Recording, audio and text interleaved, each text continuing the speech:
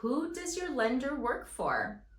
Yeah, I thought that'd be fun today. So just a little update in my neck of the woods. California's still on fire. There's lots of ash still, and it's really depressing, but we're gonna look past that. We're gonna look outward, onward. We're gonna be positive. The fires are gonna be out next week. The fires are gonna be out next week. Okay, so let's talk about, does your lender work for you?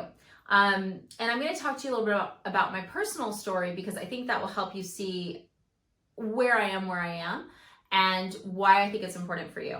So when I first started in the business, and I've been in the business 127 years, 13, 14 years, somewhere in there. When I first started in the business, I would talk to my managers, how do I get business? How do I get business? Go find realtors. Find people that you like, that you get along with, and have them give you business. So as a new loan officer, I went after every single realtor. Everyone. If they had a card, a business card, I was like, hello, I'm Jennifer. I was Jennifer Reddy at the point. First marriage. I'm Jennifer Reddy. I'm ready to do your loan.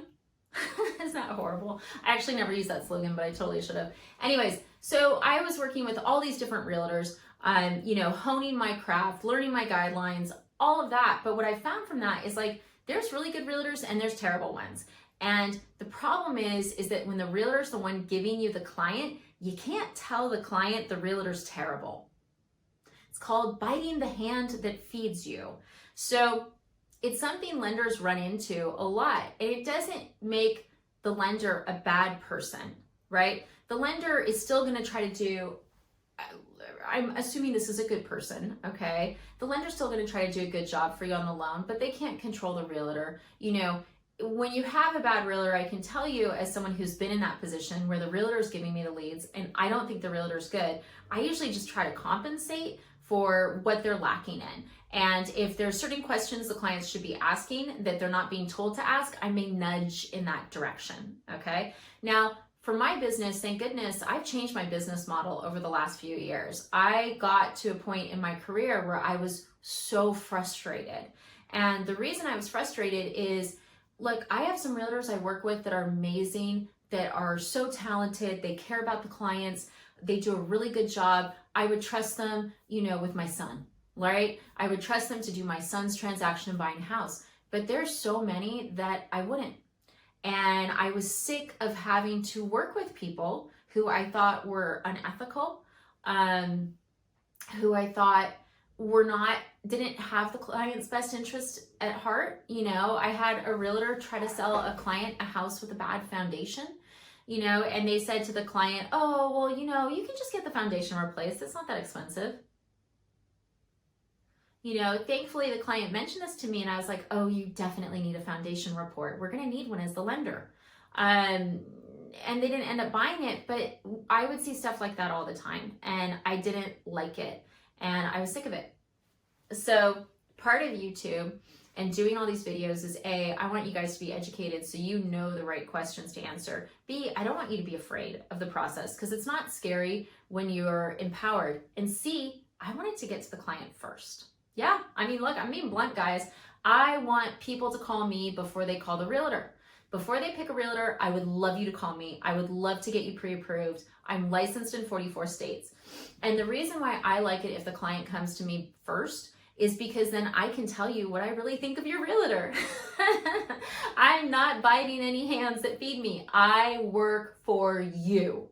Right? I work for you. I don't work for Becky the realtor. I don't work for Bob the realtor. I work for you.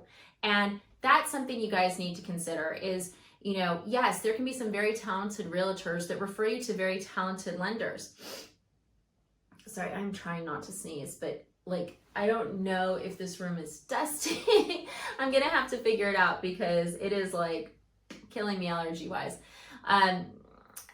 The bottom line is, look, there can be really good realtors paired with really good lenders. It does happen, but there's no guarantee of it. So if you start to feel like with your realtor, they're not good, and the lender's trying to make up excuses, here's a great one. There used to be a realtor that would call people drunk all the time. And, I'm not a good liar. at all. So I would be like, look, he drinks at night. I mean, he drinks at night, right? But there would be other lenders that would be like, oh, I'm sure you misunderstood. He's just boisterous. No, he was a mean drunk that would call people at night because he would call the other realtors and yell at them and I'd have to hear about it. So I would tell the clients, hey, look, he drinks at night. But that's the type of stuff that lenders run in all the time. There's realtors that will do stuff like, let's say that you're a VA loan and you're doing no money down. They'll write an offer as a VA loan with 50% down. You're not putting 50% down, but they put it in the offer because they think you have a better chance of the offer getting accepted. They don't actually have a conversation with you about like, hey, what I'm doing is I'm lying to try to get your offer accepted. And actually there could be consequences because you are representing yourself unfairly to the seller. And if they really wanted to get sticky, they could get you out of contract this way. They don't talk about that. And if you're in a situation like that and the lender's saying, oh yeah, don't worry about it, that lender is not working for you. That lender is working for the realtor, okay? If a realtor is telling you a foundation issue is not a big deal and the lender says, oh yeah, just trust Becky, I'm sure she's right. That lender is not working for you.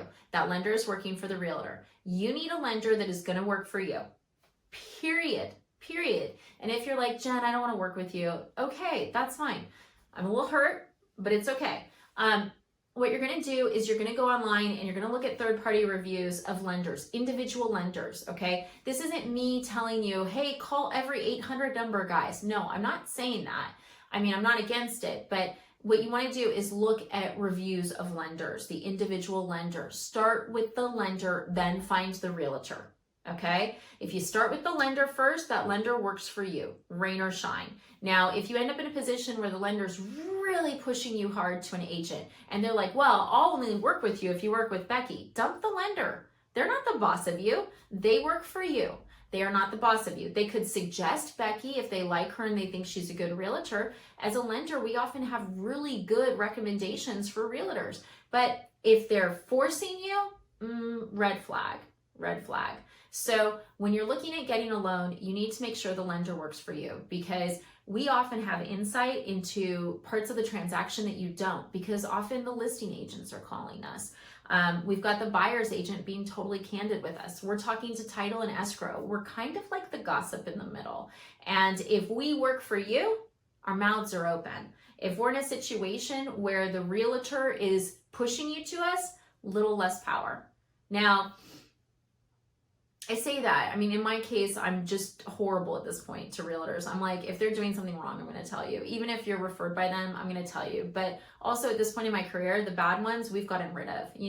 The realtors that would, the quickest way to get rid of a realtor is don't answer your phone. Seriously, if a realtor calls you on a Saturday and you don't call them back and you don't answer their phone, they will go away. Guaranteed, because there's always some other lender desperate for their business. But all in all, you need a lender that works for you.